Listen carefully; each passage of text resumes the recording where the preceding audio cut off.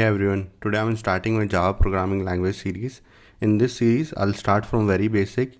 We will go through each concept in very detail so it will be easier for you to understand and you can start coding in Java as well. So today we will start with Java introduction. Java was initially developed by James Gosling and his team when they were working at Sun Microsystem. Sun Microsystem was later acquired by Oracle Corporation, so Oracle is the new company that releases Java every year. First version of Java was released in 1991 and it was named Java 1.0. Internally, James Gosling and his team they used to call this language Oak, but it was later renamed to Java. Java was initially developed for portable devices such as TV remotes, DVD players, but when internet came to the market, it became internet programming language.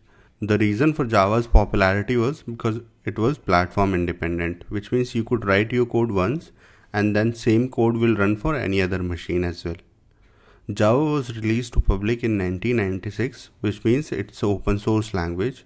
Since Java is open source language, which means there is an open JDK that you can download and you can modify it as per your needs.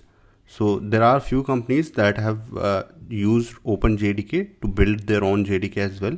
Amazon Karato is one of the JDK that Amazon releases and it is built on top of OpenJDK. So right as of now, there are 4 versions, Java 8, Java 11, 17 and 18 that are there in the market. Java 18 as of now is the latest one